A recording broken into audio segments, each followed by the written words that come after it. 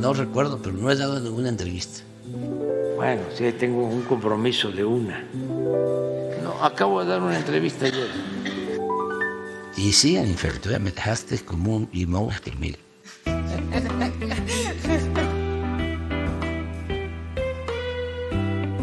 Presidente, muchas gracias por esta oportunidad. Usted ha manifestado en muchísimas ocasiones que cuando se acabe el sexenio dejará la presidencia, dejará la política, ni cargos, ni conferencias, ni siquiera redes. ¿Qué planes tiene y cómo ve la jubilación? Bueno, ya estoy cerrando un ciclo, me faltan 7 meses y días para dejar la presidencia. Soy partidario de la no reelección. También estoy contento porque cierro un ciclo. Hemos logrado entre todos desde abajo una transformación en el país. Hay resultados. Está bien el relevo generacional. Nos va a ir bien. El porvenir viene acompañado de la justicia y tiene rostro de mujer. Pero además, no debe uno tener mucho apego ni al poder ni al dinero. ¿Pero cree que será fácil? Porque, quiero decir, habrá momentos en los que su propio partido querrá un consejo o usted tendrá ideas que puedan contribuir al desarrollo del país, algunos momentos difíciles. Ya ayudé mucho y me ayudaron mucho. Estamos en paz. ¿Existe algún proceso mental de preparación? ¿Cómo se prepara uno para de repente, después de 6 años de este ritmo, un día levantarse y decir, ya no soy presidente, ya no tengo matutina, ya no tengo agenda, ya... Es que puede uno levantarse pensando en que ya se cumplió una misión, se cerró un ciclo, ya se contribuyó a la transformación de la vida pública del país, junto con muchos, porque yo soy un actor más. Me tocó a mí dirigir el movimiento, pero esta lucha la hemos iniciado desde hace muchos años con la participación de mucha gente, dirigentes indígenas, campesinos, gente del pueblo, obreros, intelectuales, mujeres, hombres. Desde hace cerca de 50 años, yo empecé a trabajar en favor de los pobres en 1977 y me voy ahora, a finales de septiembre, 47 años. 47 años después. Pero además, si tomo en cuenta el tiempo que estuve en la universidad y que estudié ciencia política y que desde entonces estaba luchando por la transformación de México, pues son 50 años, o sea, ya es bastante. Acabo de escribir mi último libro político, que se llama Gracias, y estoy haciendo un repaso de toda mi vida pública. Y se lo dedico a los jóvenes, porque es contar la historia desde joven, cómo me fui formando, y creo que hay lecciones importantes para los jóvenes que quieren ser dirigentes, que quieren dedicarse al noble oficio de la política, que no es se piensa, ¿no? La política es un oficio noble, sublime, que permite al ser humano servir a otros, servir a los semejantes, servir al prójimo. Y se puede hacer esa política. Noble. Noble, sí. La política es tan limpia que ni los más sucios políticos han podido mancharla. Entonces, ya, termino. No quiero ser hombre fuerte, líder moral, jefe máximo, caudillo, mucho menos cacique. Quiero dar espacio a que otros participen. Además, ya se avanzó bastante en algo que es fundamental: el cambio de mentalidad del pueblo de México. Nosotros llamamos a eso revolución de las conciencias. Entonces, no es un movimiento el nuestro de una vanguardia, de un grupo de dirigentes, mucho menos de un líder. Es el movimiento de todo un pueblo. Por eso estamos muy contentos, porque hay veces que se llevan a cabo revoluciones y no se logra un cambio de mentalidad. Y siente que la Cuarta T ha logrado cambiar esa mentalidad. Sí, y de manera pacífica, sin violencia. Y queda en buenas manos. Y va a quedar en muy buenas manos la dirección y va a continuar la transformación. ¿Qué tiene Claudia que no tiene AMLO? Tiene todo. Está más preparada que yo. Habla inglés. A mí me es una ventaja competitiva para un presidente, ¿no? Depende cómo lo veas. Yo te diría que ayuda mucho a veces en política. Si se trata en inglés, de no hablarlo para tener traducción, porque te da tiempo de pensar lo que vas a decir. Pero esos son pequeños trucos, ¿no? Es como a veces es bueno hasta no escuchar mucho.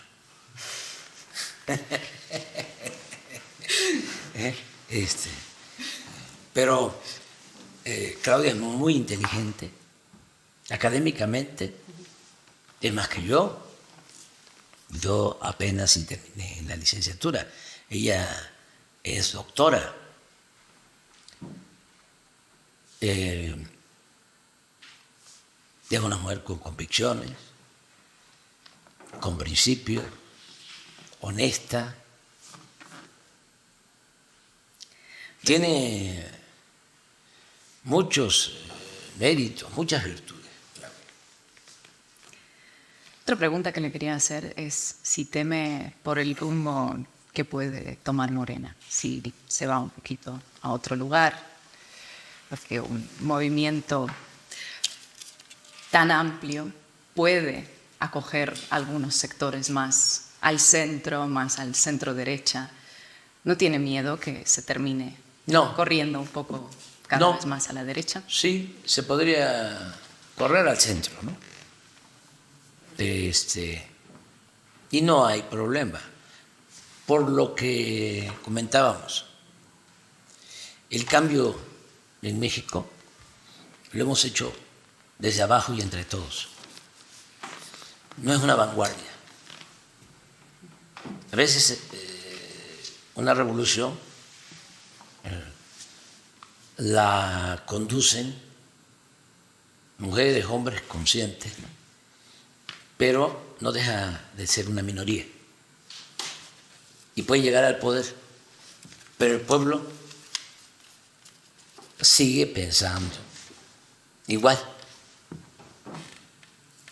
Por eso también hay revoluciones que fracasan y hay muchos casos dolorosos incluso. ¿Alguna revolución en Latinoamérica que haya fracasado? Por ejemplo, los que han fracasado, pero eso no lo puedo decir, porque sí se han traicionado al pueblo, porque no hubo ese cambio. Cuando el pueblo se empodera, cuando ese cambio de mentalidad cambia todo. Es lo más difícil de lograr, pero también es lo más importante, porque entonces se tiene que mandar obedeciendo, y el pueblo pone y el pueblo quita. Eso es... ¿Se mandó obedeciendo? Sí. Siente que... Sí. No, yo, las enseñanzas principales de lo que se está haciendo, de lo que se está llevando a la práctica, independientemente de lo teórico, vienen de recoger los sentimientos de la gente. Te puedo hablar de dos cosas. Un día estaba yo al final de un meeting en San Quintín, Baja California, que es una región de migrantes, y un maestro migrante poblano grande me buscó después del acto y me encara y me dice: vamos a ganar, esto es la última elección, pero recuerde que así como el presidente Juárez separó a la Iglesia del Estado, porque a Dios lo que es de Dios y al César lo que es del César, así en México lo que se necesita ahora es separar el poder económico del poder político y que el gobierno represente a todos, a ricos y a pobres, de todas las religiones, a los no creyentes, de todos los géneros. Eso es lo que queremos, esa es la transformación, y eso es lo que estamos haciendo. Otro me dijo: vamos a ganar, y estamos seguros que va a querer ayudarnos, pero no nos mande el apoyo a través de nadie, procure que nos llegue directo, y eso es lo que estamos haciendo. Tú sabes que todos los apoyos del gobierno al pueblo, que son muchos, como nunca, México tiene 35 millones de familias, 35 millones, y están recibiendo apoyo de manera directa 32 millones. Y los 3 millones de familias que no reciben de manera directa apoyo del presupuesto son atendidos también, porque como hay crecimiento económico, hay empleo, se fortalece el mercado interno, se apoyan los comerciantes, se apoyan los empresarios. Me da pena, pero al mismo tiempo tengo manera de justificarlo, porque en el tiempo que llevamos nosotros es cuando más han ganado los bancos. Tú estás ahora en España. Santander y BBVA. Pero este año, ¿qué pasó?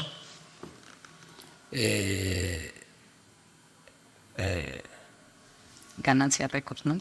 Sí, el que mencionaste primero. Santander. No, BBVA. BBU. Sí. Es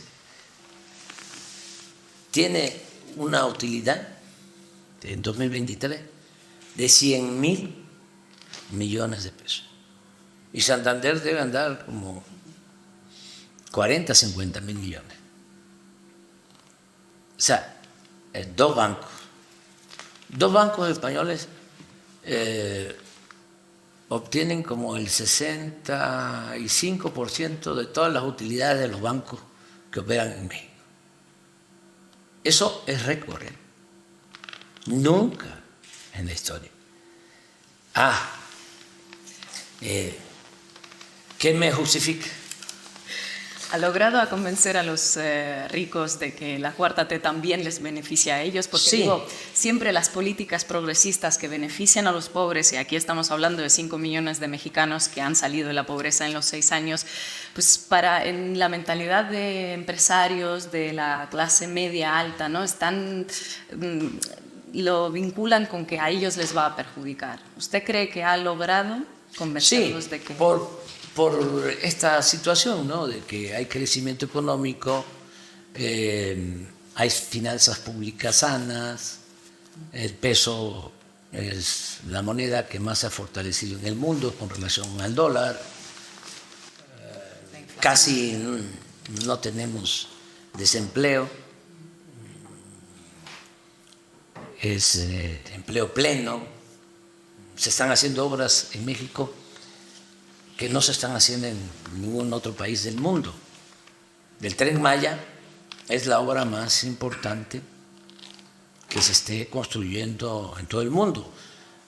Y vaya que nuestros amigos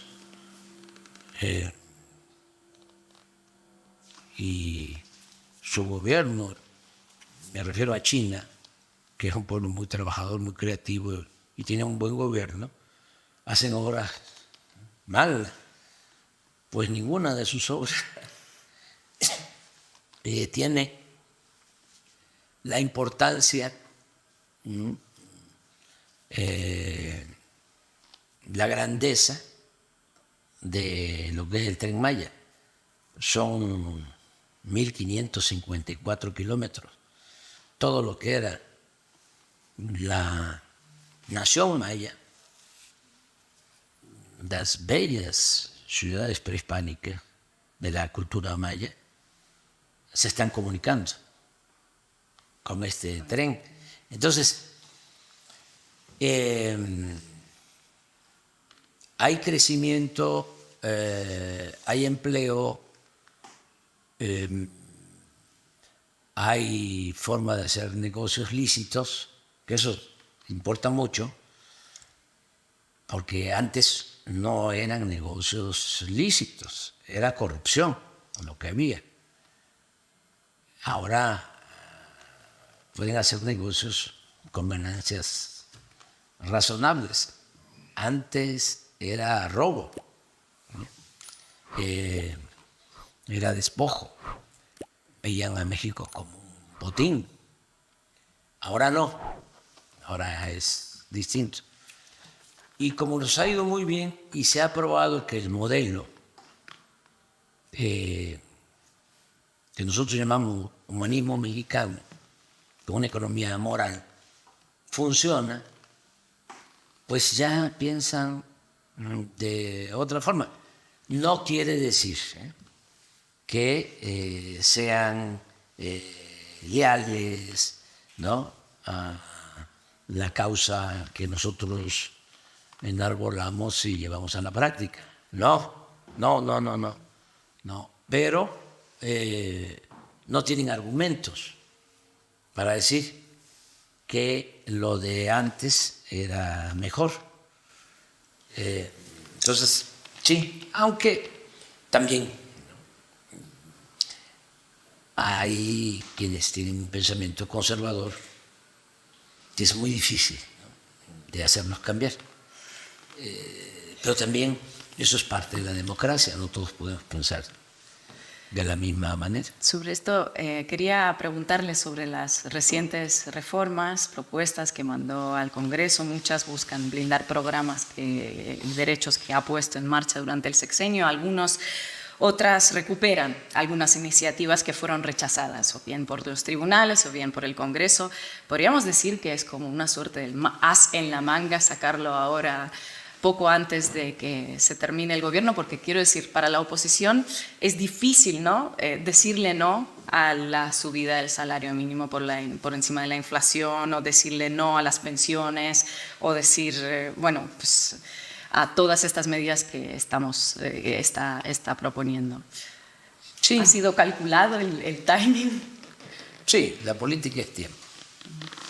Política es tiempo de tener otras cosas. Pero es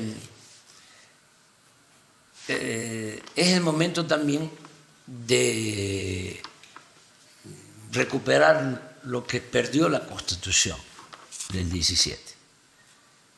La primera revolución social del siglo XX fue la Revolución Mexicana. Y la Constitución de 1917 es de las más avanzadas del mundo. O sea, reivindica el derecho de los campesinos a la tierra, las jornadas laborales de 8 horas, el salario mínimo, prestaciones que no existían durante el porfiriato que llevó a la revolución. Entonces, con el paso del tiempo, esas reivindicaciones, que fueron fruto de un movimiento que causó la vida a 1 millón de mexicanos, se fueron perdiendo, fueron perdiendo relevancia, incluso se fueron cancelando. El derecho a la tierra, ¿sí? Las mejores condiciones en lo laboral, al grado que durante el periodo neoliberal de 1983 hasta que llegamos nosotros, hasta el 2018, 36 años, todas las reformas a la Constitución del 17 vigente, todas fueron para favorecer a una minoría rapaz en contra del pueblo. No encuentras una reforma que se haya hecho en 36 años para favorecer al pueblo. No se puede probar que hubo algo en beneficio del pueblo. No, todo fue entregar empresas públicas, quitar el derecho de los campesinos a la tierra, privatizar la tierra, privatizar las minas, privatizar los ferrocarriles, quitar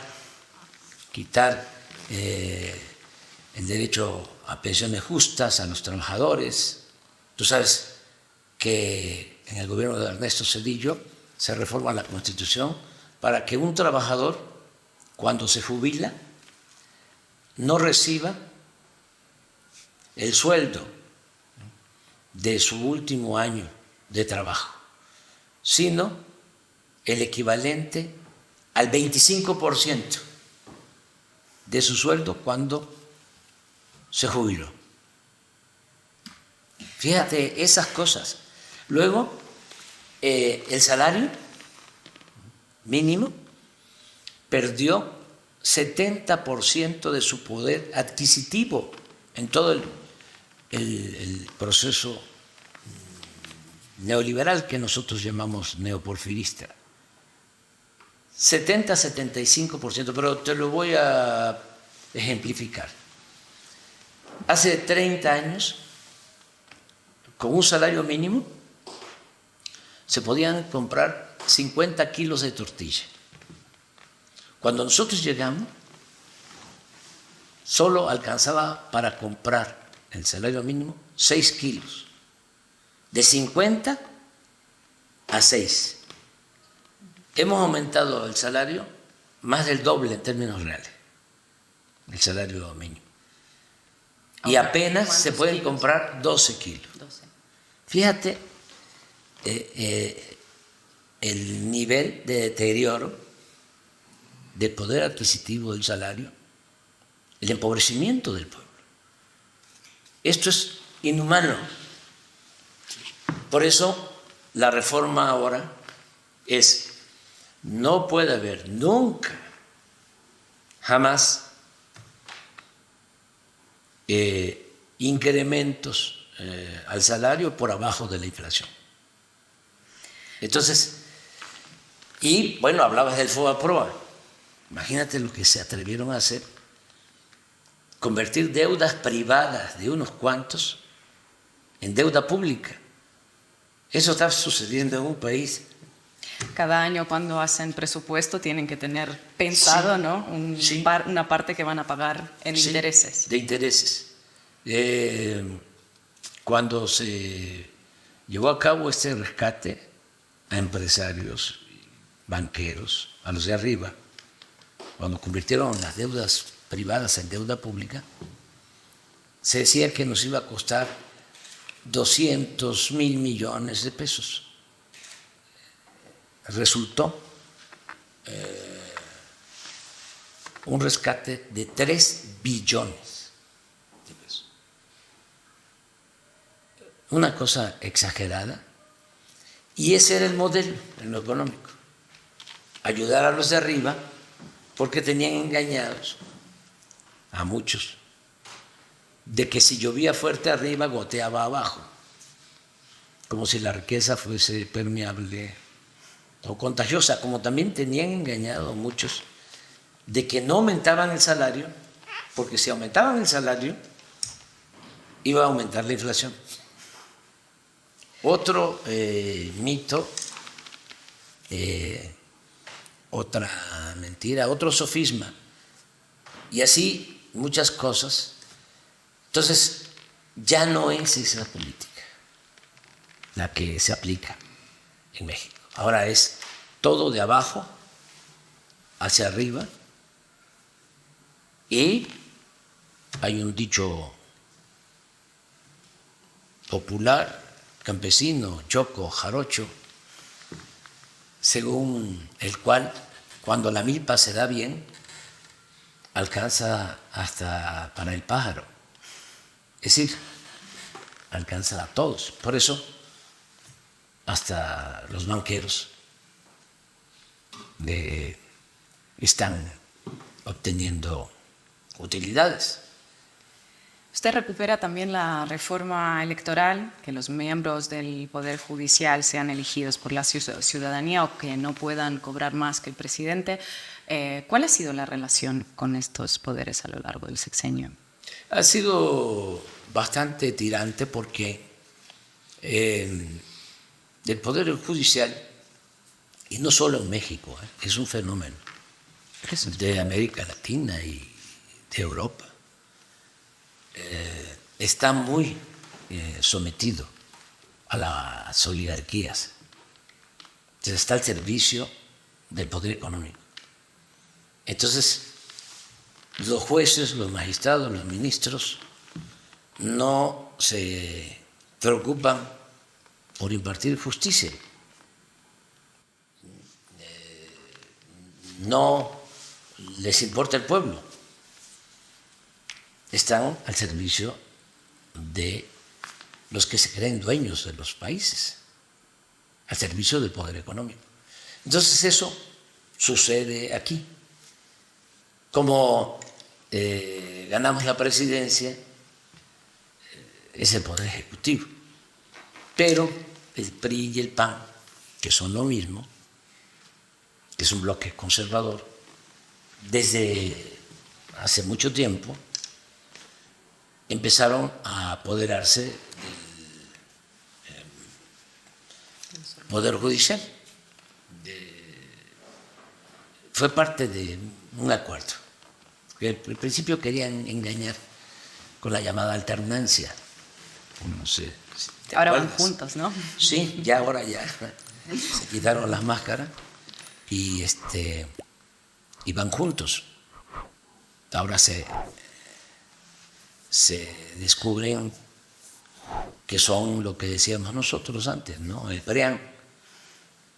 Pero cuando empieza esta asociación, esta fusión, el PRI comienza a darle concesiones al PAN y prácticamente le concesiona todo el Poder Judicial.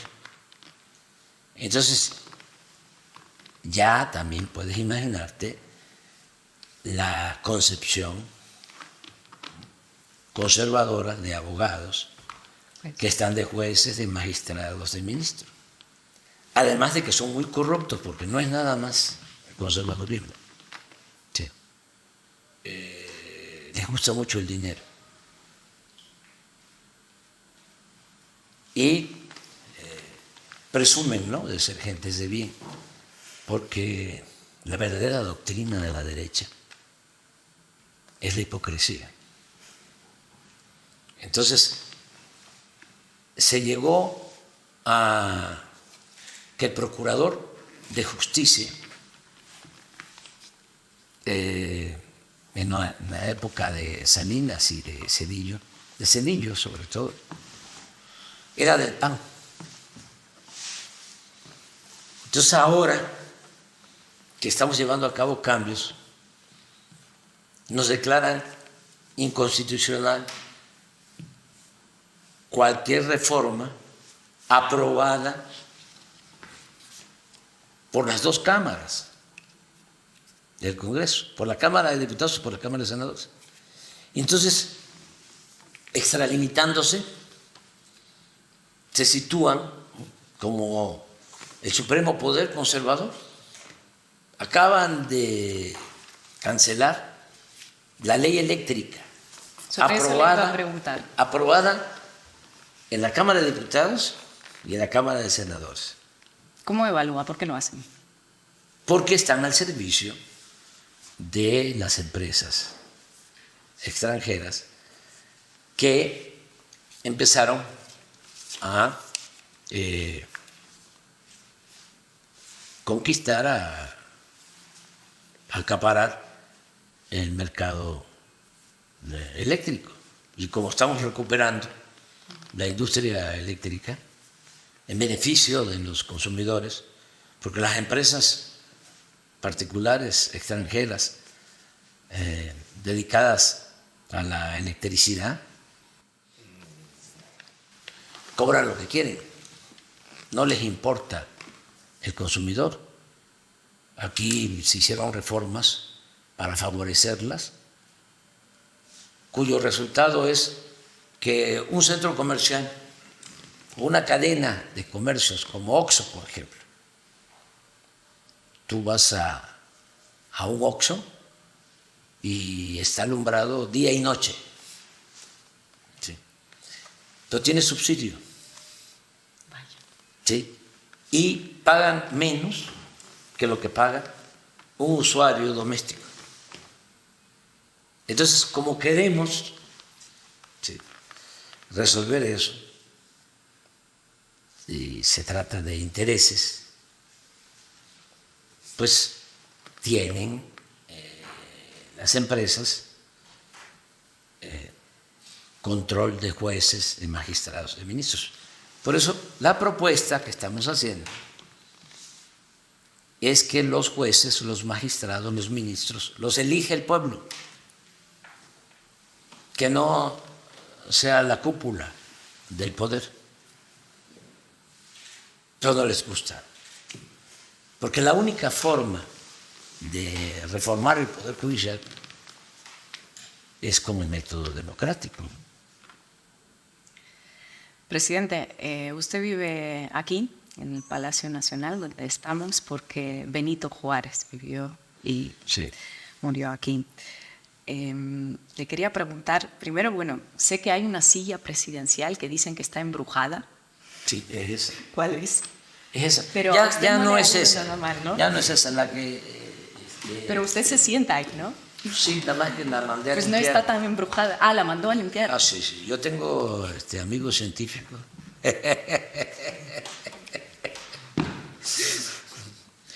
Amigo científico que, sí, que hizo que saben de limpias. Ajá. Así, pero limpiar de malos se llama, sí, coloquialmente, aunque yo soy místico, creo que no todo tiene que ver con lo racional. Entonces, se le llama coloquialmente brujos. Brujos. Sí. Entonces, que hay brujos buenos y hay brujos malos. Cuando este salón fue tomado por Villa y por Zapata en la Revolución, hubo aquí una comida de los revolucionarios. Es un hecho histórico bellísimo. Es un momento estelar en la historia de México. Entonces,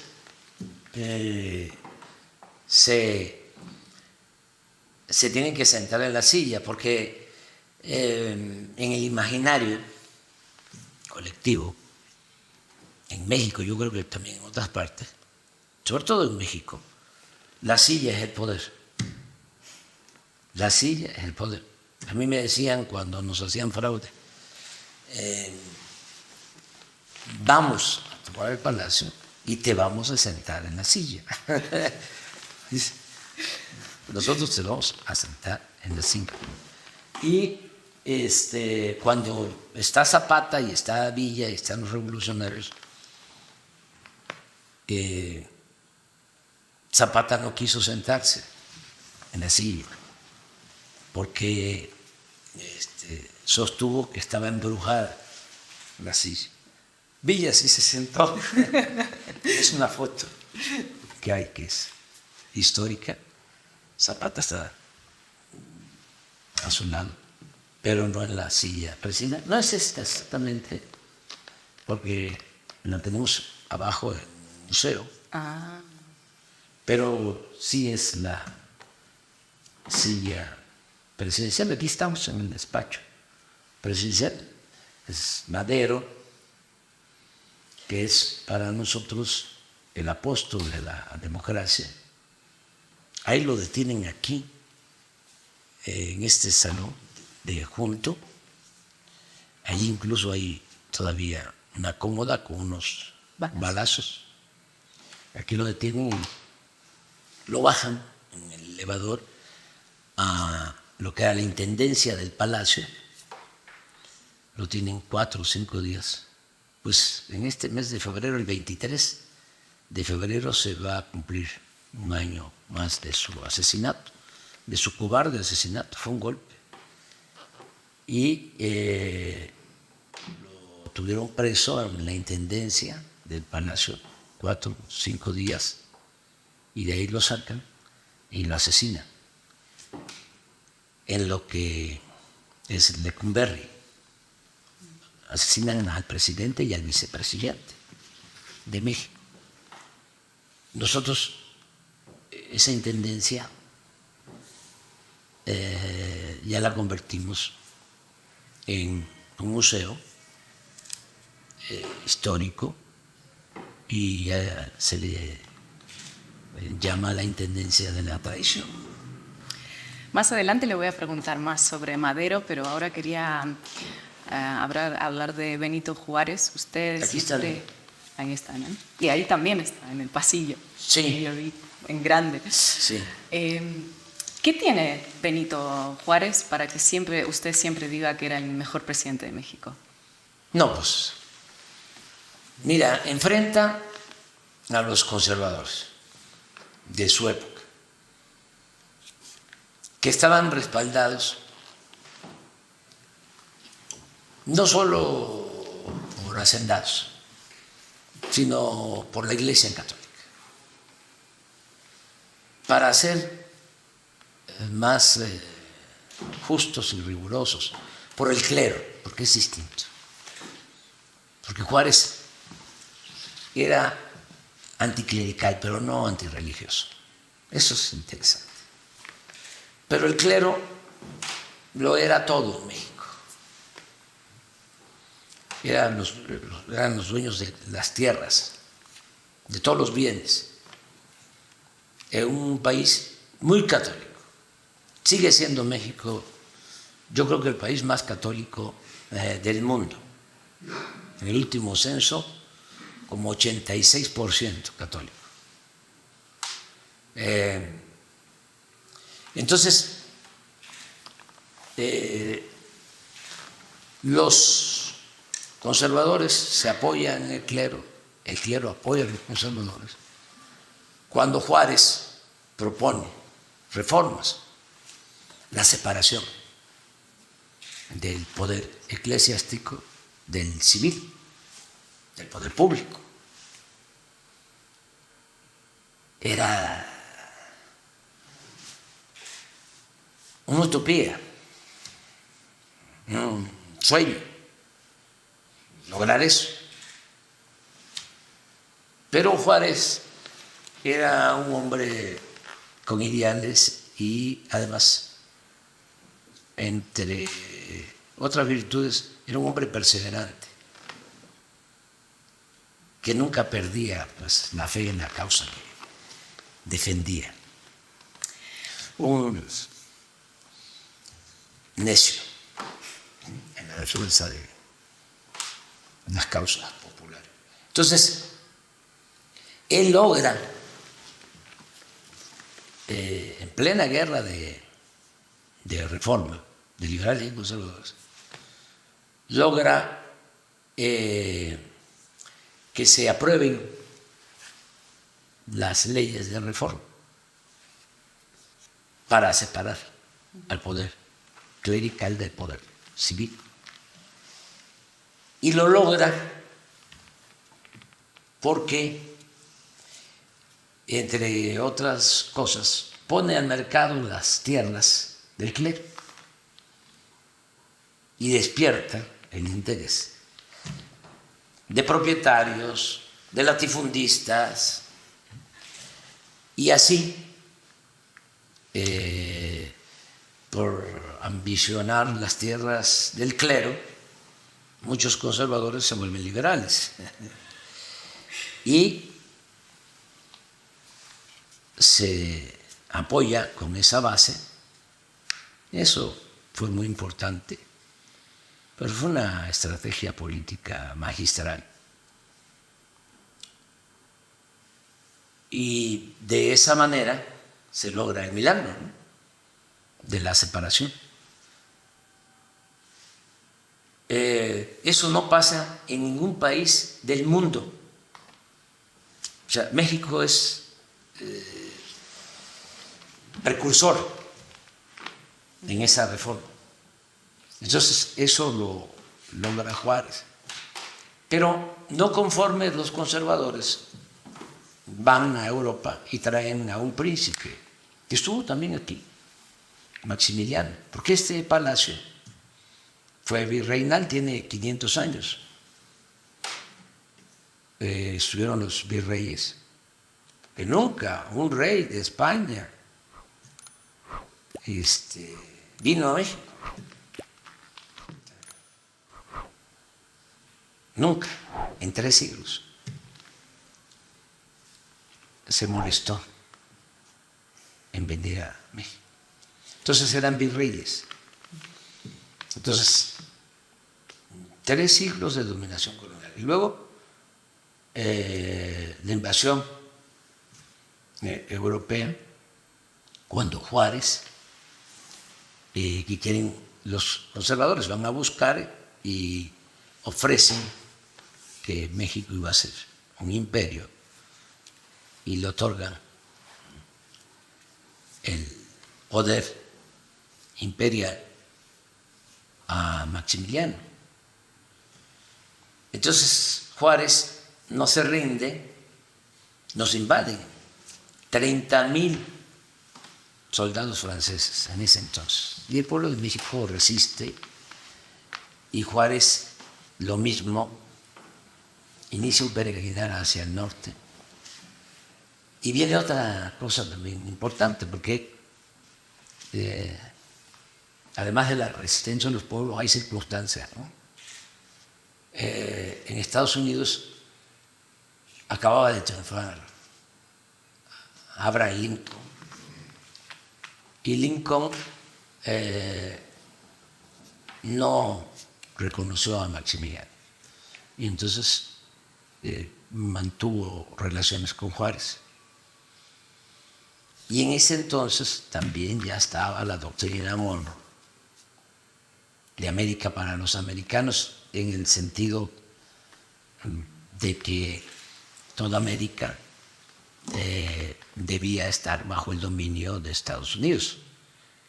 Y ya era como el espacio vital de los estadounidenses, toda América, y no querían ya, así como también contribuyeron a la independencia de Cuba para que salieran los españoles, así también no vieron con buenos ojos que llegaran los franceses. Entonces también ayudaron, pero desde luego no se le puede quitar el mérito al actor más importante, que fue el pueblo de México, que resistió esa invasión, y el dirigente, a Benito Juárez. La época de Benito Juárez fue, como dice usted, como un tiempo, ¿no?, de la lucha entre el pensamiento conservador y el pensamiento liberal. ¿Cuál es la lucha de hoy? Igual. ¿No ha cambiado nada desde entonces? No, sí, cómo no. Sí, pero el pensamiento conservador y los grupos conservadores siempre han estado en activo en el país y en el mundo. Y hay dos corrientes en la lucha política. Siempre es conservadores y liberales. Se le puede llamar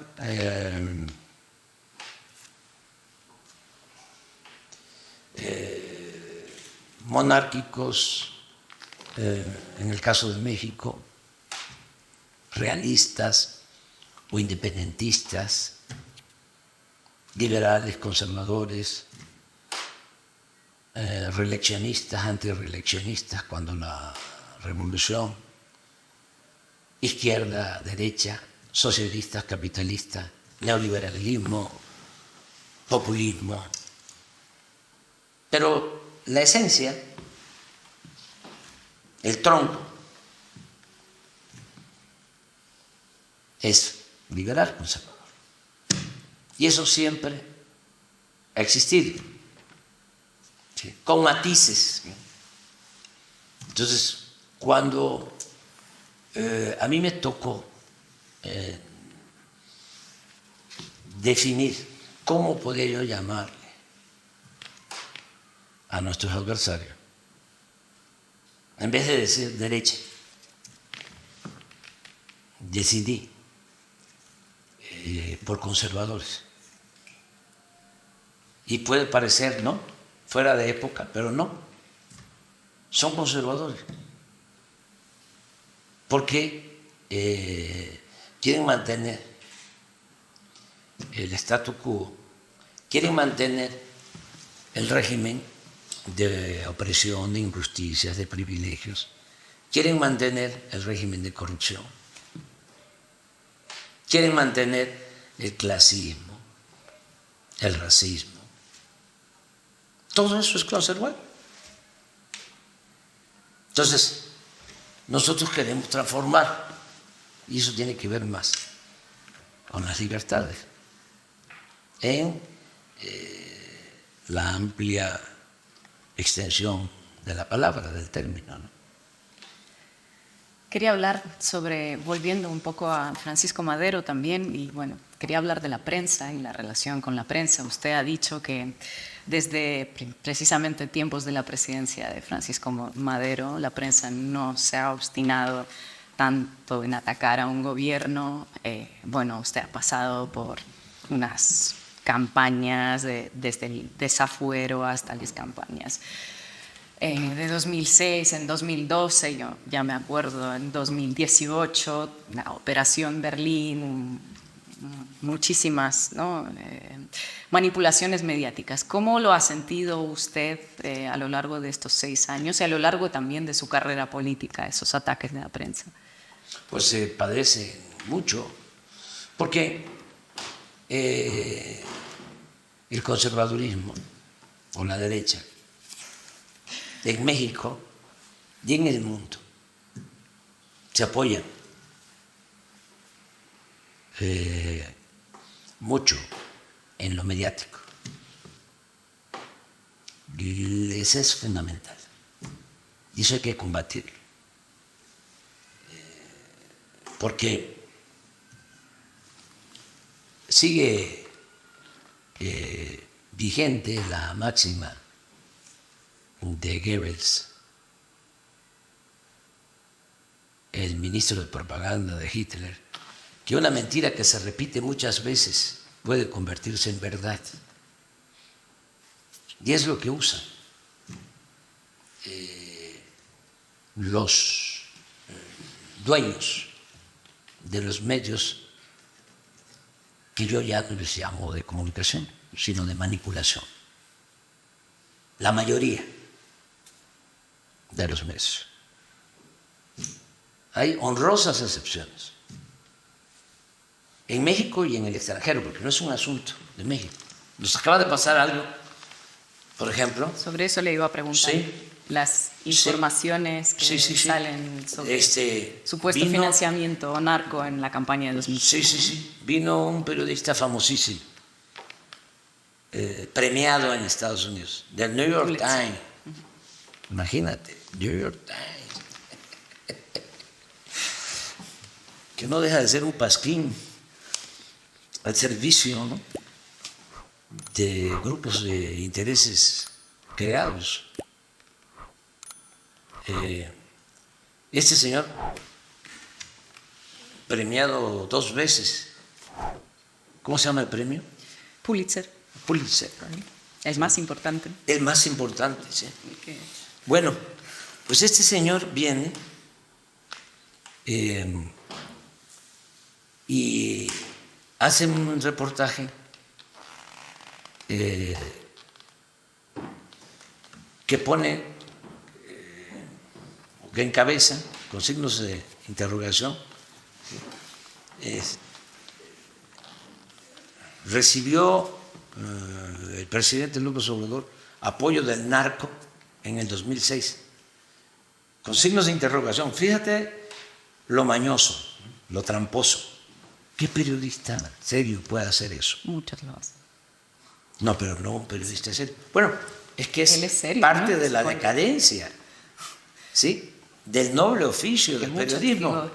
Periodistas que salieron a decir y avalar estas informaciones tienen prestigio y porque son considerados serios. Porque esa es la pregunta también. Porque cómo no, si van a tener prestigio, si le sirven mucho a la oligarquía, ¿sí?, a los que se creen los dueños del mundo. Son empleados, al final de cuentas mercenarios. Ese señor, con esos premios, actuó como un mercenario. Tú eres periodista, dime, ¿qué interés puede tener si ya fuiste premiada? Ojalá y nunca te den ese premio. No me lo van a dar. No creo. Sí, si ya fuiste premiada, ¿a qué vienes cuando van a haber elecciones en México? ¿Sí? Es decir, se abrió una investigación, ¿sí?, en el 2006 porque supuestamente el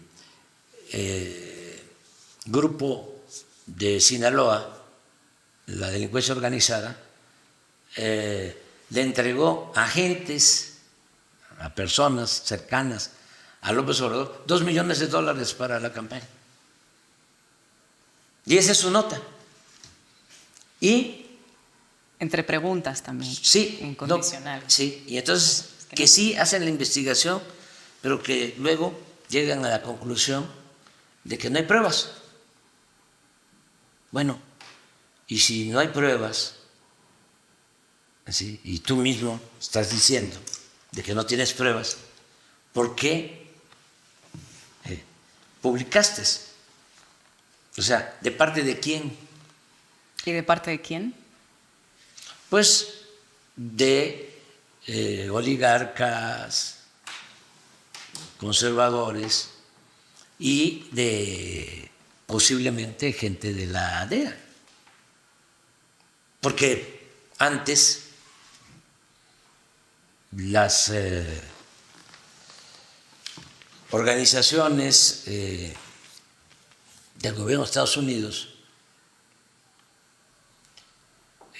entraban y salían por México y hacían lo que querían, no respetaban nuestra soberanía. Los miembros de las agencias del gobierno de Estados Unidos. Entonces se puso orden en eso, tenemos una relación de respeto, pero en un pie de igualdad, porque México es un país independiente, es un país soberano, no somos colonia. ¿Puede ser de esto ningún país extranjero. ¿Puede ser eso? como injerencia entonces de Estados Unidos directamente en la campaña electoral? Sí, sí lo hacen. No, lo están haciendo porque hemos demostrado de que agencias de Estados Unidos, estas de las que ayudan a las autodenominadas organizaciones no gubernamentales o independientes o de la sociedad civil, ¿sí? Entregan dinero del gobierno de Estados Unidos. USAID, ¿no? Sí, sí, le entrega dinero a una organización que está en contra de nosotros aquí, del conservadurismo, una organización que encabeza Claudio X González. Mexicanos contra la corrupción. Sí, yo digo mexicanos a favor de la corrupción. Entonces, sí son muy injerencistas, es una manía, pero hemos podido poner orden y demostrar de que se manipula mucho. Afortunadamente, volvemos a lo que te decía al principio, como ha cambiado la mentalidad del pueblo. El pueblo de México es uno de los pueblos más politizados del mundo. Entonces, ya no tiene efecto nada de eso. Las mañaneras han tenido Han ayudado mucho. influencia en esto. Mucho. ¿Usted sabe que es el streamer hispanohablante más seguido del mundo? Sí. Sí. No entiendo mucho de eso, pero Pero mirará las estadísticas, el Jessy número de me- visualizaciones que recibe. sí, Jessy me informa y lo sé por mi hijo Gonzalo, que es el que está más pegado a eso.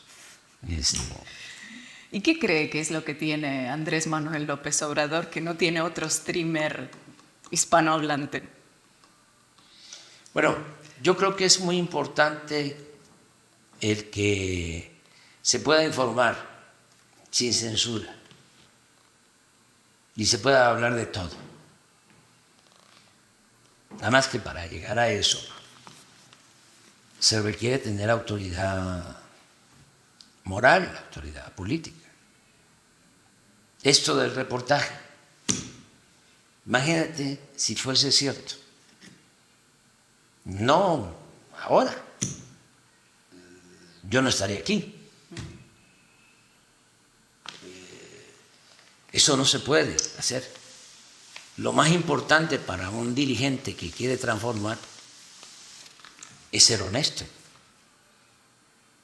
Porque al ser honesto, independientemente de sentirse uno bien con su conciencia, es uno libre. Sí, entonces puedes enfrentarte a quien sea. O sea, como decía el Quijote de Cervantes, por la libertad y la dignidad se puede poner en riesgo hasta la vida. Entonces, si eres honesto eres libre. Y lo que he estimado más importante en mi vida ha sido la honestidad. ¿Usted ha temido alguna vez por su vida? Hola a todos que nos siguen en este programa. Decirles que esta entrevista ha sido posible gracias a los miles de suscriptores que nos apoyan voluntariamente mes a mes y que constituyen nuestra principal fuente de financiación. Nos financia la gente, ustedes, porque no tenemos a grandes inversores detrás de este proyecto, ni bancos, ni compañías, ni gobiernos. Así que si quieren ayudarnos, háganse socios y socias de Canal Red en canalred.tv. También pueden suscribirse a nuestros canales de YouTube, Canal Red y Canal Red Latinoamérica, darle me gusta a este vídeo y compartirlo en sus redes sociales. ¿Usted ha temido alguna vez por su vida? Ya viendo cómo han acabado algunos presidentes mexicanos no que pienso en eso. quisieron cambiar las cosas. No pienso en eso. No pienso en eso. Además,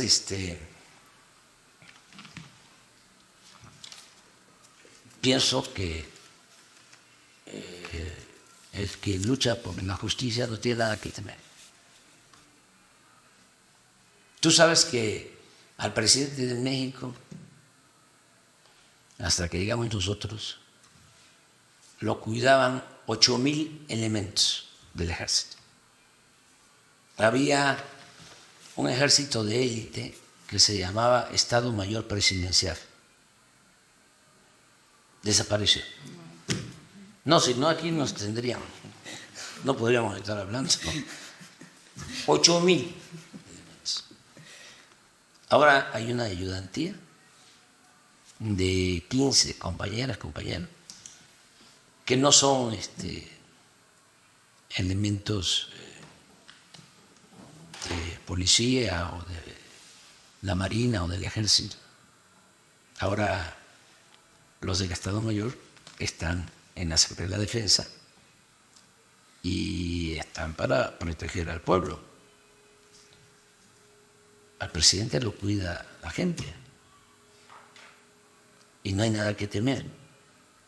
No traigo carro blindado, no traigo escolta y voy a todos lados. Ya ves cómo también en la propaganda, ¿no? Difunden de que hay mucho peligro en México, ¿no? No, voy a cualquier parte y hablo con la gente. Acabo de estar el fin de semana en Oaxaca y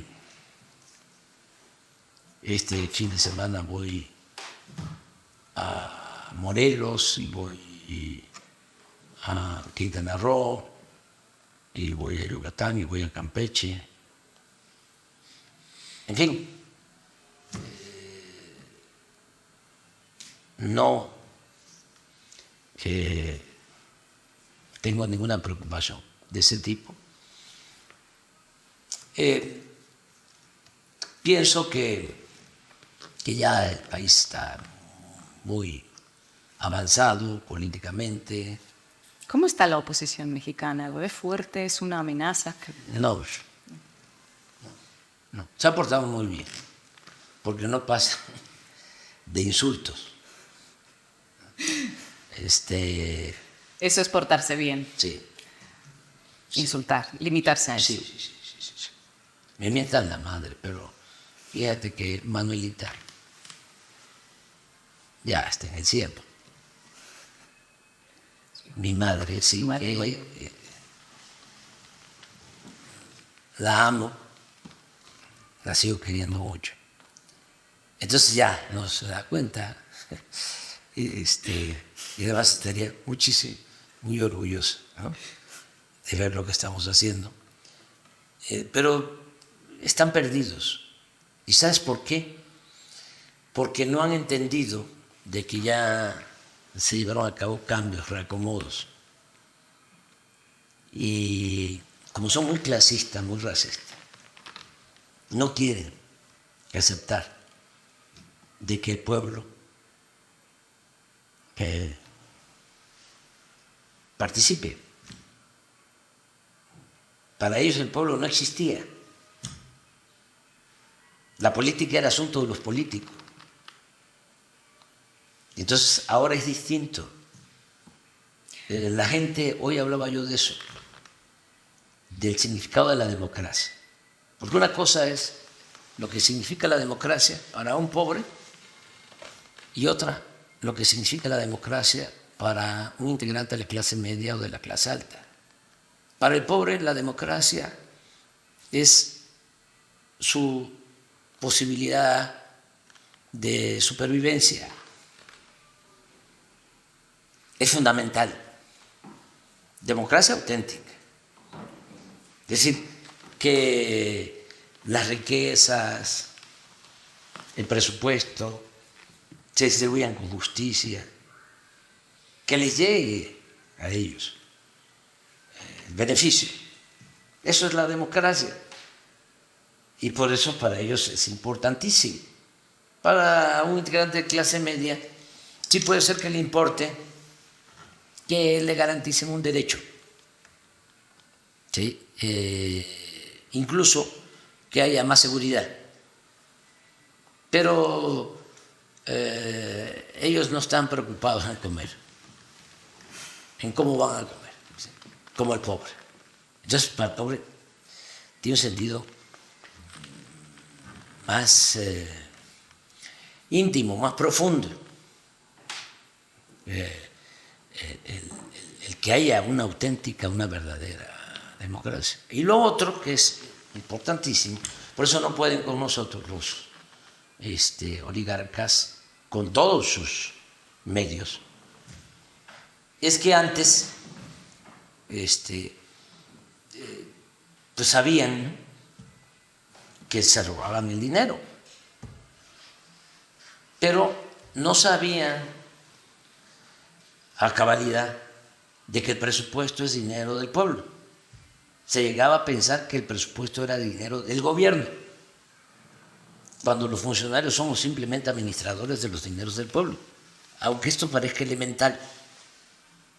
Y además sabían que había corrupción, como todos, pero hasta ahí. Pero ahora que están viendo que no se permite la corrupción,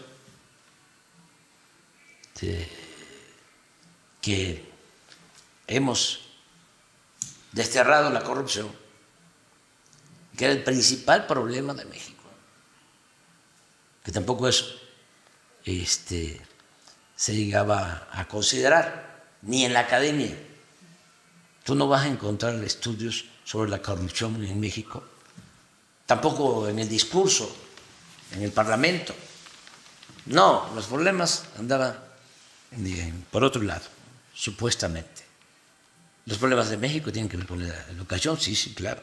Los problemas de México tienen que ver con la violencia civil, claro. Sí, pero el origen de todo es la corrupción. ¿Okay? El atraso educativo es porque unos cuantos se quedaban con lo que podía permitir que se garantizara la educación pública, gratuita, de calidad. Y si hay violencia es por lo mismo, porque hay pobreza, porque se abandonó a los jóvenes, ¿sí?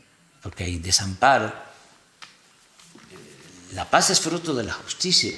Entonces, imagínate ahora que los que nunca recibían nada, millones, la mayoría, está recibiendo lo que antes no recibía. Imagínate la toma de conciencia,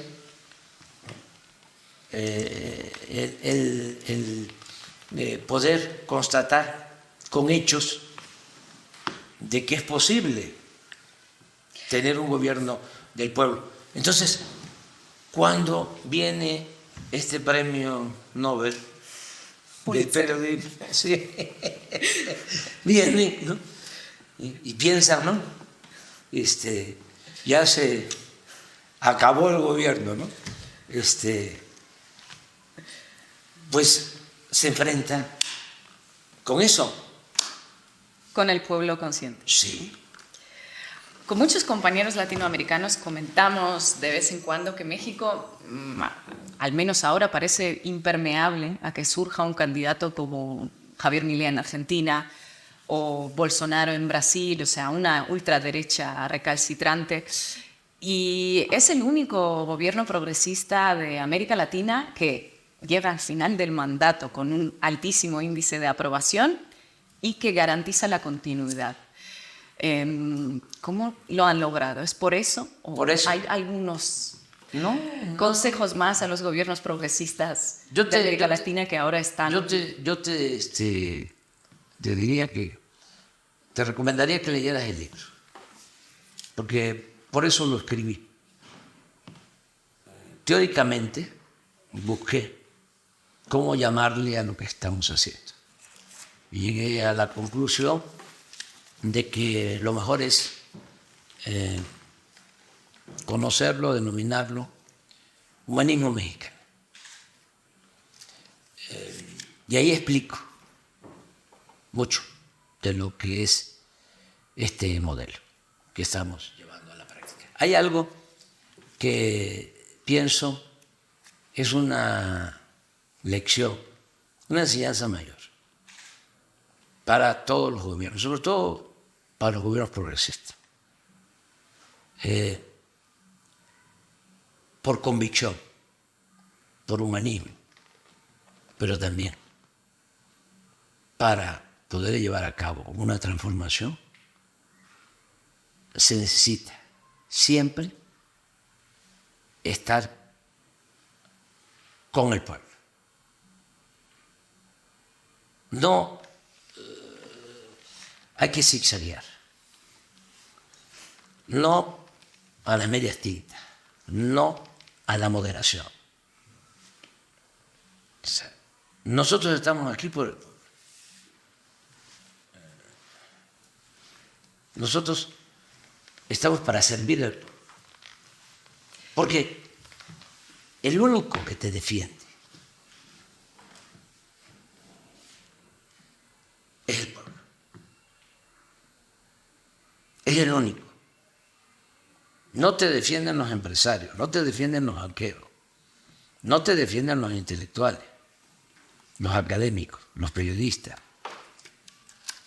No te defienden los integrantes de clase media, clase media alta. Te defiende el pueblo. Y te diría el pueblo raso. Eso no hay que olvidarlo. A Madero lo asesinan, que era un hombre bueno, apóstol de la democracia, porque no logra hacer una alianza con Zapata. No quiso o no entendió la importancia que tenía para el campesino en la tierra, porque él era norteño, tiene una concepción distinta. Y a pesar de que al inicio se llevaban bien, no se dio la alianza. Y entonces se quedó sin base. Se quedó solo en el aire. Y fue víctima de canallas. Porque no tenía el apoyo del pueblo. Si no fuese por el apoyo que tenemos nosotros del pueblo, ya no estaríamos aquí. Entonces, hay quienes ganan, llegan del movimiento popular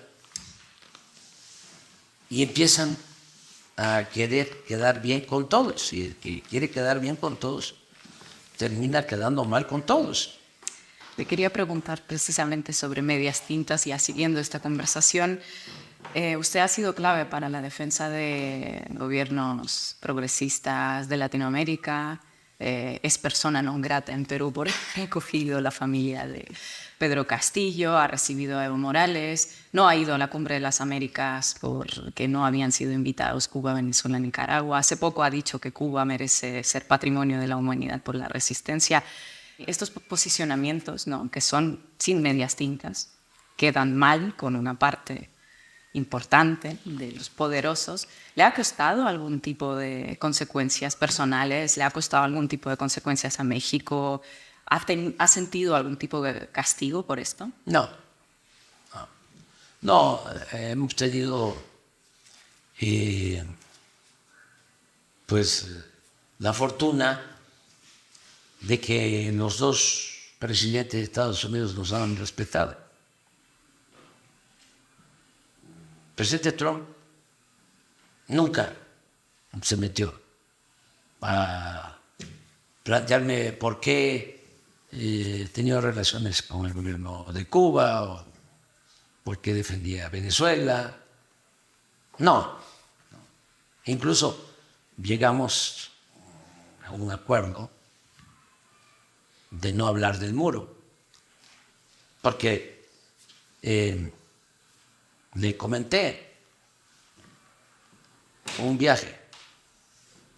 Iba yo a hacer un viaje a Estados Unidos. Bueno, yo voy, pero si sale el tema del muro, yo contesto, yo respondo.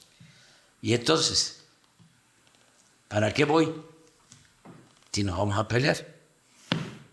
Porque no me voy a quedar callado. ¿Y sabes qué llevaba yo? De todas maneras, fui al viaje y llevaba yo aquí un poema de Nicolás Guillén. ¿Lo recuerda? Sí, La muralla. Sí. Hagamos una muralla desde el campo al horizonte. Es bellísima, donde estemos todos. Sí, de todas las culturas. Es, en esencia, la fraternidad universal. No muros, no muralla. Que exista, dice Nicolás Guillén, no recuerdo.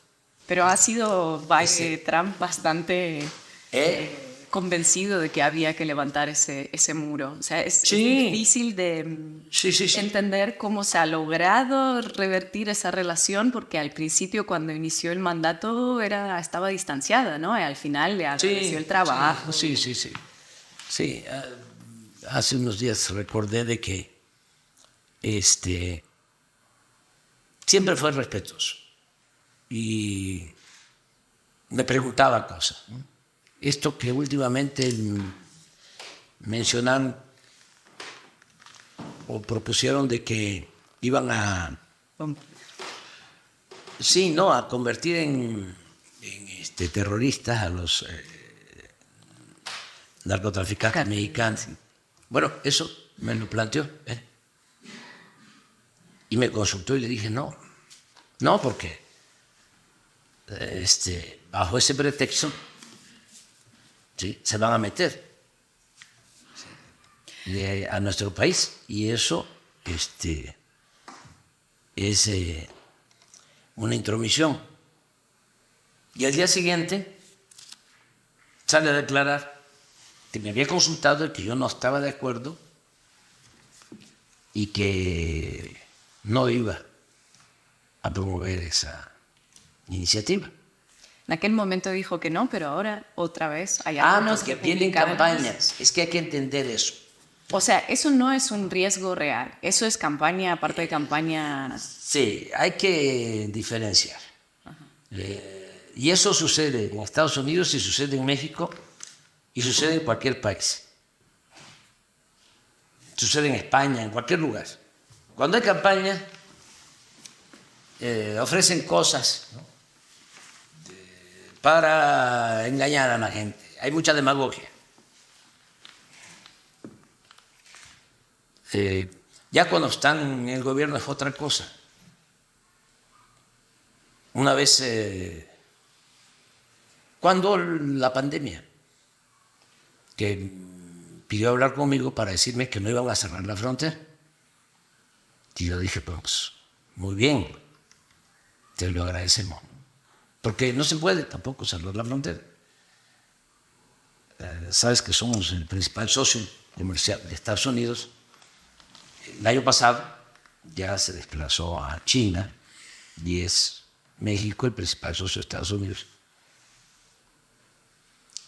Y hay una integración económica plena. Entonces, ahora que hablaron de cerrar la frontera, yo me reía, porque cierra la frontera y a lo mejor eso sí me tumba. Pero primero cae el presidente de Estados Unidos. ¿Sí? Entonces son exageraciones, disparates. Entonces, en una ocasión, cuando en la pandemia me habla por teléfono y antes, como ya sabía de qué se trataba, yo pensé, ¿en qué nos pueden ayudar? Ahora que hay una situación difícil en México por la pandemia. Entonces pienso en plantearle que no le cobraran comisiones a los mexicanos que envían apoyos a sus familiares, las remesas. Y te decía yo que no hablábamos, era un tema vedado, lo del muro, no tratábamos el tema. Pero en esa ocasión, cuando le estoy planteando que los mexicanos iban a ver con buenos ojos el que se quitaran las comisiones de lo que envían a sus familiares, apenas estaba yo planteándolo en el teléfono y empecé a escuchar los gritos. No, yo no hablo inglés, no, pero no. Yo que me está traduciendo estaba así. Y ya termina. No, si lo que voy a hacer es lo opuesto. Voy a cobrar más impuestos porque de ahí voy a sacar para construir el muro. Y yo, ¿para qué? Le pedí esto, ¿no? Acababan de informarme los de las Fuerzas Armadas de México, el que era el secretario, de que habían descubierto un túnel de Tijuana a San Diego. El mundo no va a ayudar. Sí, habrá un túnel. entonces, un túnel enorme, bien hecho. Además, pasaba por abajo de la garita de la aduana de Estados Unidos. Y me acordé y que le digo, mire, con todo respeto, eso del muro no sirve. Le voy a mandar unos videos de un túnel que acabamos de descubrir. Y así como eso, se han descubierto como 10 en los últimos tiempos. Eso es propaganda, presidente, con todo respeto. Eso no ayuda al problema. Hay que atender las causas de la migración. Se quedó callado y se empezó a reír. Así es Trump. Entonces, ahora salen en campaña, ¿no?, que van a cerrar la frontera. Pues también es de risa. Que siguen habiendo túneles. Sí, y además, imagínate, sí, la frontera cerrada son 3.180 kilómetros entre los principales socios económicos, comerciales del mundo. Presidente, usted tiene una relación cordial con Joe Biden. Sí. Ha hablado con mucho respeto de él en términos humanos. ¿Qué tiene Joe Biden que un progresista latinoamericano no le ve y lo ve a usted? Es una gente respetuosa. Le he tratado cosas. Lo de Assange, te lo traté. Eso por primera vez lo digo. ¿Cómo fue esta conversación? ¿Qué le planteó? Si se puede saber. Le di una carta y le pedí que se ayudara a Sánchez, que era una injusticia tenerlo en la cárcel. ¿Contestó? Me dijo que iba a pensarlo, pero no hubo una negativa. Ahora en febrero se va a saber. Sí, yo espero que lo libere. Es una gran injusticia. Entonces tengo la posibilidad de plantear estas cosas con él, de actuar con sinceridad ahora que llegaron a un acuerdo inicial con los republicanos, que ayer se desechó porque un grupo de republicanos ya aceptaron un acuerdo de envío de dinero a Ucrania y a Israel a cambio de más vigilancia en la frontera norte. También todo esto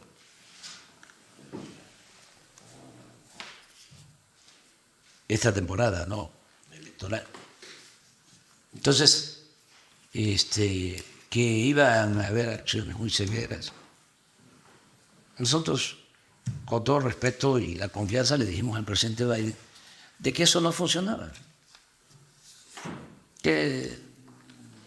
Y que no nos utilizaran a nosotros, que no hagan nada a México, porque México no es piñata de ningún gobierno extranjero. Que mejor regularizaran a los migrantes mexicanos y a los hispanos en general, que llevan años trabajando honradamente en Estados Unidos y no tienen ciudadanía, y que destinaran $20,000 millones para ayudar a los países pobres de América Latina y del Caribe, que nunca lo han hecho. Que ese es un porcentaje menor a lo que destina a la guerra en Ucrania, mucho menor. Lo plantean Entonces, como ¿cómo? ayuda a Ucrania. ¿Usted cómo lo ve? ¿Ayuda Sea a acabar como la sea. guerra, dinero para...? Sea como sea, ¿por qué no hacen lo mismo con Guatemala y con El Salvador y con Honduras y con Cuba y con Venezuela y con Colombia y con el Perú y con todos los pueblos de América Latina? Porque la gente no emigra por gusto, lo hace por necesidad. Entonces, el problema migratorio no se resuelve con medidas coercitivas, con muros, militarizando la frontera. Se resuelve atendiendo las causas. La gente, si tiene oportunidades de trabajo, se queda. ¿Cómo va a abandonar su familia? ¿Cómo va a abandonar su cultura? ¿Sí? Por gusto. Lo hacen porque no tienen opciones, no tienen alternativas. Entonces, queremos atender el fenómeno migratorio, vamos a las causas. Nosotros estamos ayudando. Nos estamos dedicando más que Estados Unidos para ayudar a países de Centroamérica y del Caribe. Sin embargo, ahora parece que surgen cada vez más esas propuestas más punitivistas. Se está hablando en Centroamérica, en América Latina, del método Bukele, ¿no? de encarcelar a la gente de un día para el otro para acabar con el problema de las pandillas. En Ecuador están planteando esa misma visión. Se quiere acabar con el problema migratorio de un día para el otro, levantando muros, enjaulando a niños. Usted siempre ha mantenido la postura de hay que atender a las causas. ¿No ha sido difícil no caer en la tentación de dejarse llevar por esas medidas? No, porque eso es irracional. Y eso no funciona. ¿Estás seguro de que no? Estoy absolutamente seguro. Porque las estadísticas de El Salvador, por poner un ejemplo, son demolidoras. Sí, pero puede ser que funcione transitoriamente. Y eso no es una solución de fondo. No se puede enfrentar la violencia con la violencia. No se puede apagar el fuego con el fuego. No se puede enfrentar el mal con el mal. Y el mal hay que enfrentarlo haciendo el bien. ¿Sabes? Tú eres rusa, ¿no? Sí. ¿Sabes lo mejor de Rusia? Son sus escritores de antes, su literatura. Yo creo que para hacer política y para dedicarse a cualquier actividad vinculada a lo social, hay que leer a Tolstoy, hay que leer a Gogol, hay que leer a los grandes escritores. Desde luego, Dostoyevsky, Crimen y Castigo, Tolstoy, no solo Guerra y Paz, sino ¿Cuál es mi fe? ¿Sí? O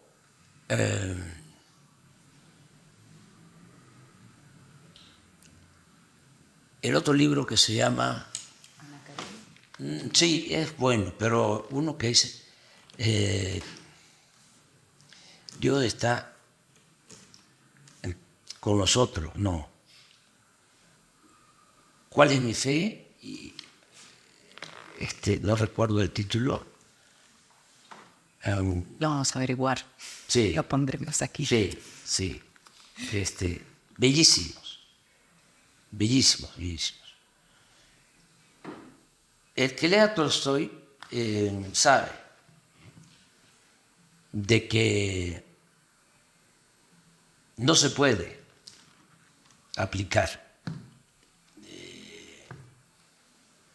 las máximas del viejo mandamiento, de los viejos mandamientos. No se puede aplicar la ley del talión. No es diente por diente, dice Tolstoy, ni ojo por ojo, porque entonces nos quedaríamos chimuelos todos, o nos quedaríamos tuertos. Es el amor al prójimo, atender las causas. La paz es fruto de la justicia. Entonces,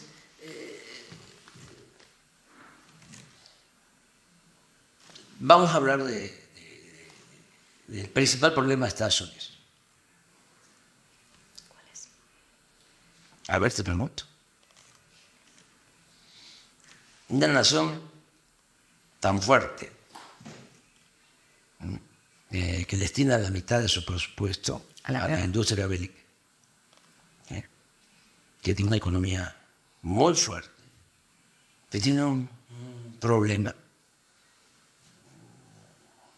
hoy grave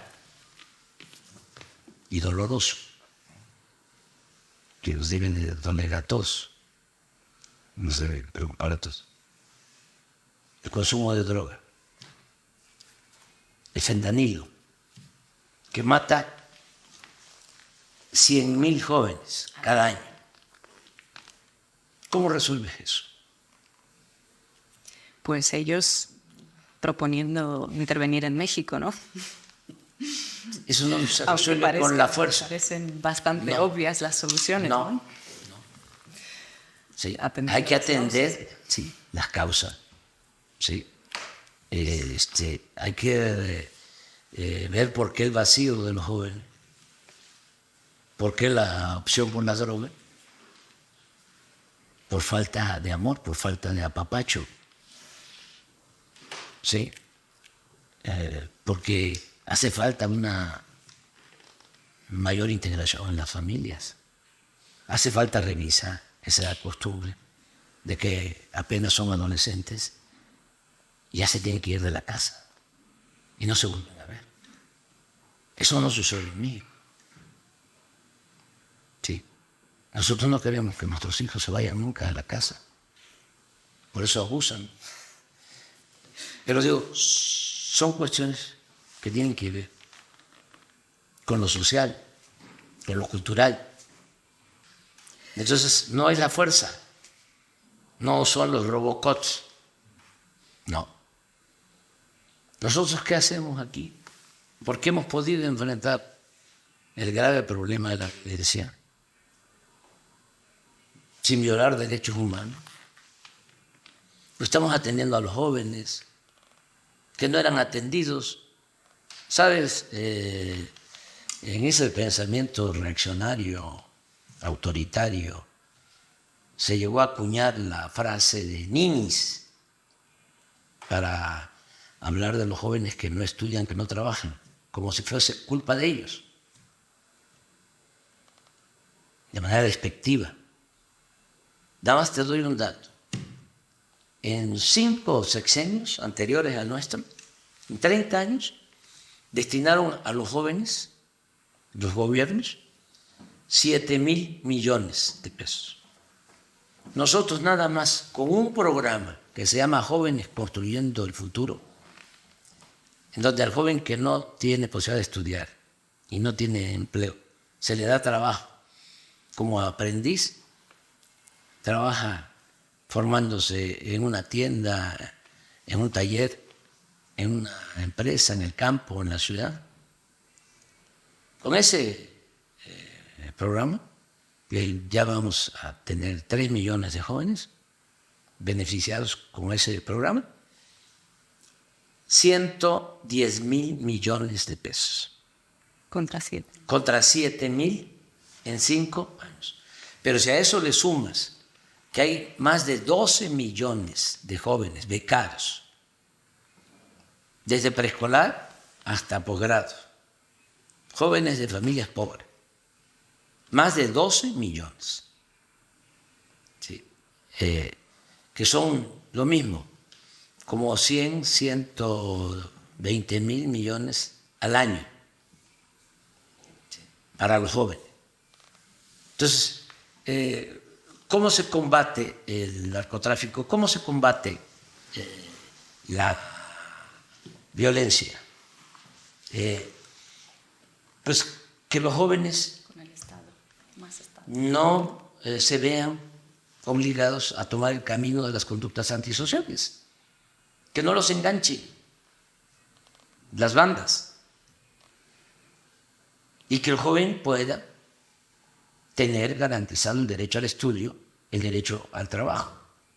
Y eso es una manera más eficaz y sobre todo más humana de enfrentar el problema. Entonces yo estoy convencido de que nuestra estrategia, se burlan de nosotros cuando digo abrazos, no balazos. No me importa. Nosotros hemos logrado aquí reducir considerablemente la delincuencia en todas las vertientes. Homicidio, que es lo que más nos ha costado, 20% menos. Secuestros, 75% menos. Feminicidios, 25% menos. Robo en general, 40% menos. Robo de vehículos, 45% menos. Pero te doy un dato. Hoy en la mañana se hablaba. Por las becas, todos los que estudian en el nivel medio superior, que son adolescentes, que es la más peligrosa, más riesgosa, todos tienen becas. Es universal. 5 millones de estudiantes. En el 18 había una deserción del 14%. En el 18. Sí. Hoy es del 8%. O sea, por ahí es. Entonces,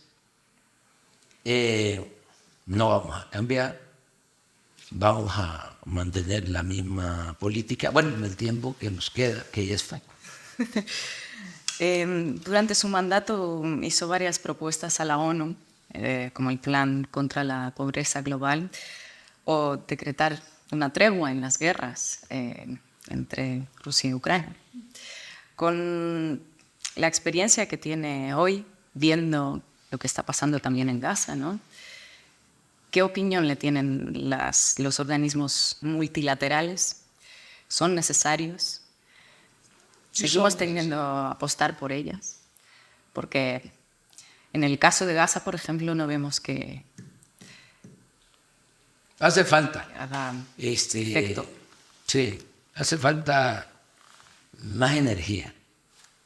O sea, ¿solo energía o quizás hay países con más activismo político, por parte? más claridad de parte de los dirigentes de la ONU, porque está convertido ese organismo en un florero, está de adorno. O sea, no puede ser que no detenga, ¿no?, una guerra, no puede ser que no pueda convencer a las potencias de que se debe de buscar una salida negociada en las confrontaciones que se están dando en el mundo. En el caso de Rusia y Ucrania, yo proponía una comisión negociadora, una comisión de paz. Proponía yo al Papa Francisco, proponía yo a Modi y proponía al secretario general de la ONU, Guterres, que los tres buscaran detener la guerra, porque no es un asunto de los gobiernos, no es un asunto de los de arriba, es un asunto del pueblo. Es lo que siempre sostengo con relación al infame bloqueo a Cuba, que no es afectar al gobierno de Cuba, es afectar al pueblo de Cuba. Además de que es un abuso de actitud arrogante, medieval, bloquear a un país. Su estrategia es retrógrada. Quieren, ¿sí?, que sufra el pueblo, ¿sí?, para que el pueblo se rebele en contra de su gobierno. Lo ven como un asunto político, ideológico. ¿Y dónde está lo humanitario? Entonces, ¿quién se atreve a bloquear para que no puedan comer o no puedan tener sus satisfactores básicos los cubanos? Eso es una gran injusticia, es una infamia. Pues es lo mismo, ¿sí?, las cosas arriba, los pleitos, los problemas, incluso de grupos armados. Y otras cosas el sufrimiento de la gente. Y que pueden matar a miles y pueden haber miles de refugiados y no importarnos. Y un señor que representa a una potencia bloquea una iniciativa para conseguir la paz. Eso está mal. Eso sí hay que cambiar. Pero se necesita más activismo político. Hace falta más política. La política se inventó, entre otras cosas, para evitar la guerra. Y eso hace falta. En la ONU y en la OEA ni hablamos, pues está muy entregada. ¿Qué le diría el AMLO de hoy, al que ya le queda poco para gobernar, Al AMLO de 2006 que se presentaba la primera vez a las elecciones para dirigir México. Bueno, que tenía el AMLO de entonces más oportunidad de sacar más rápido del atraso al país y que a estas alturas ya sería una potencia económica nuestro país. Somos una potencia mundial en lo cultural. Ahí difícilmente nos gana. Eso nos da nuestra fuerza. El México profundo. Tú sabes que antes de que nos invadieran los europeos, aquí no había propiedad privada.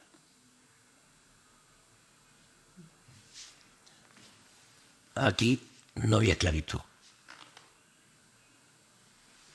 No había codicia. Aquí florecieron grandes civilizaciones. Entonces, son una potencia cultural.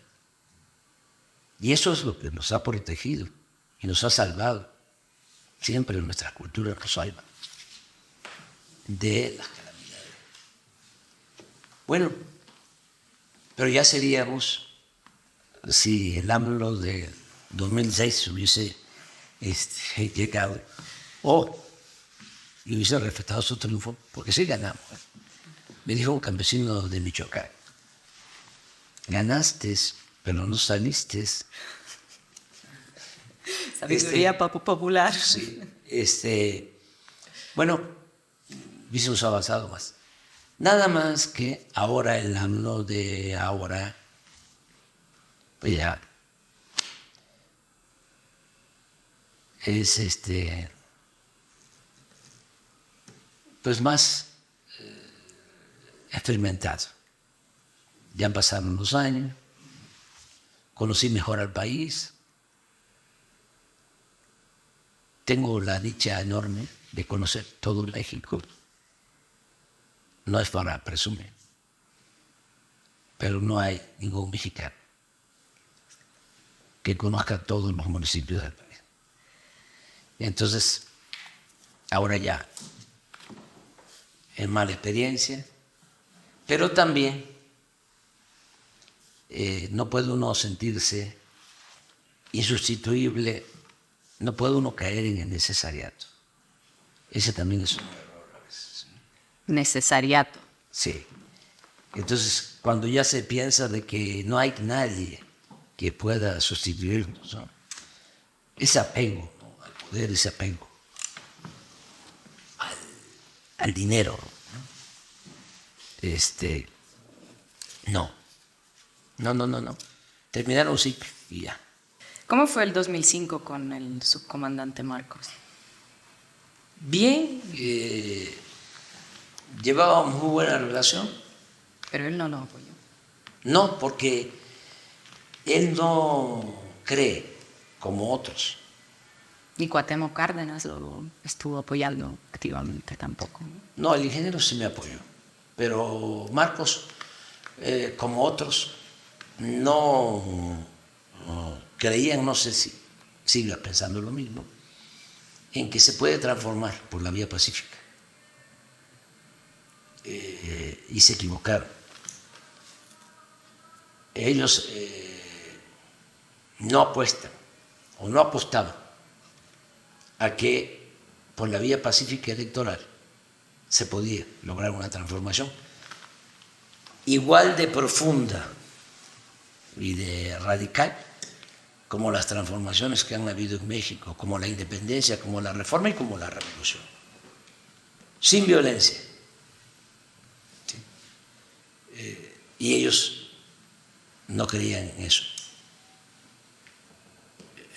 Y mucha gente de izquierda decían: no vamos a poder, nunca lo van a permitir.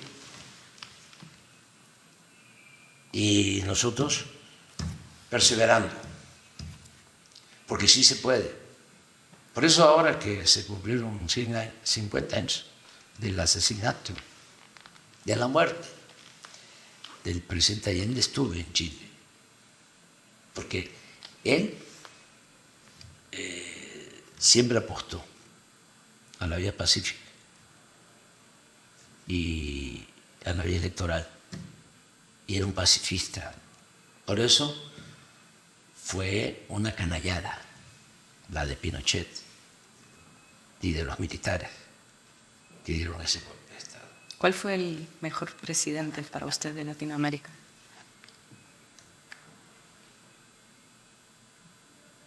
Allende, es el que más admiro. Allende, lo admiro mucho por su perseverancia y sus convicciones pacifistas. Porque todo el mundo, nosotros, yo estaba estudiando primer año en la Facultad de Ciencias Políticas, teníamos un maestro marxista, yo creo que todavía vive, Raúl Olmedo, y antes del golpe de septiembre de 1973,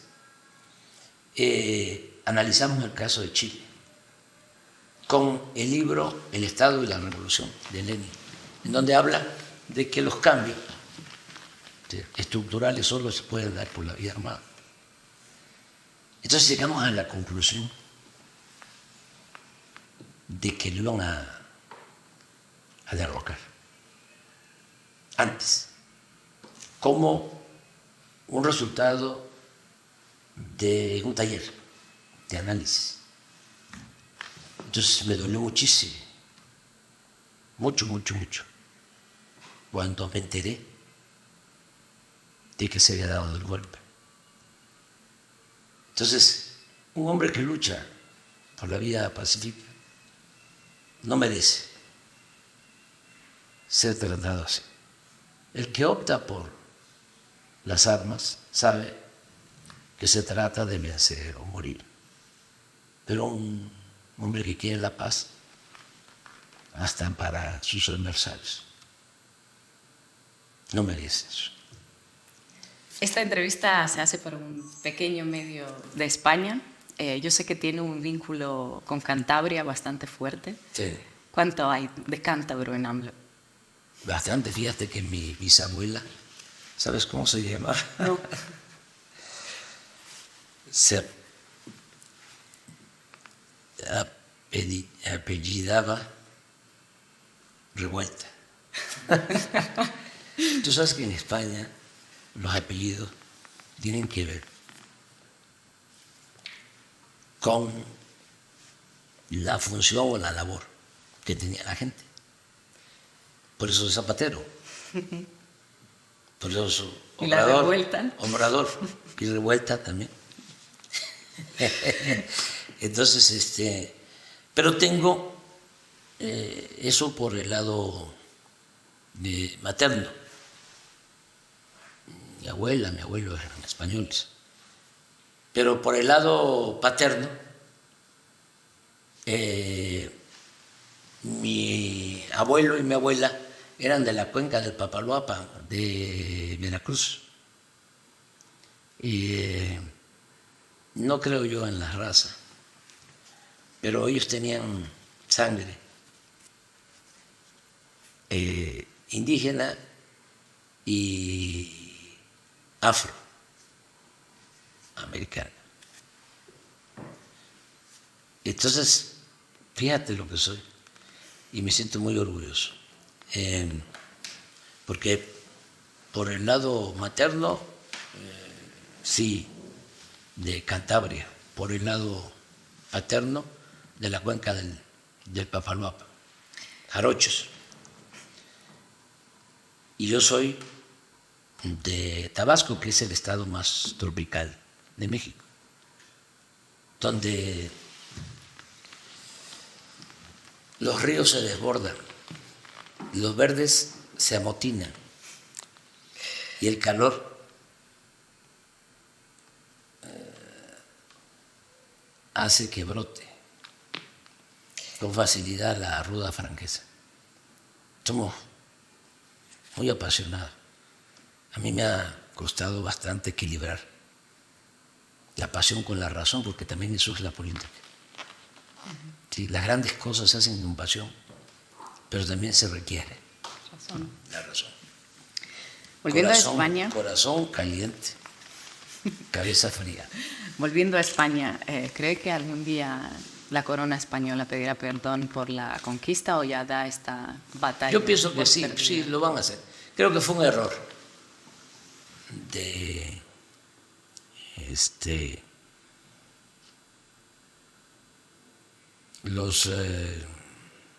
los reyes, porque era la oportunidad, era una oportunidad para iniciar una etapa nueva, porque eso está presente. Además,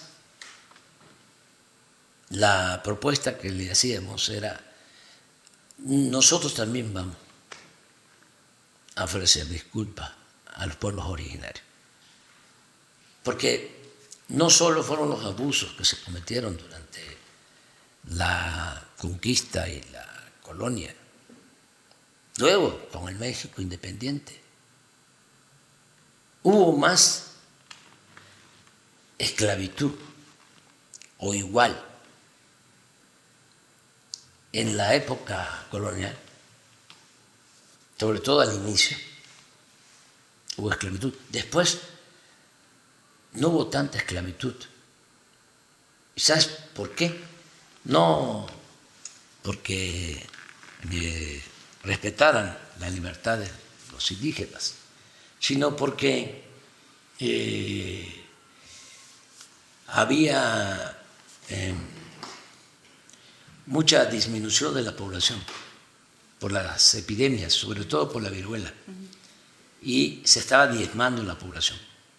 Entonces, si además de la pandemia se sobreexplotaba, se iba a despoblar la llamada Nueva España. Eso lo usó hasta de argumento para pedir la libertad de los indígenas Fray Bartolomé de las Casas, defensor de los indios. Y por eso, de manera temprana, 1543, se expidieron las leyes de Indias para no permitir la esclavitud del indígena. Entonces, ¿cuándo hay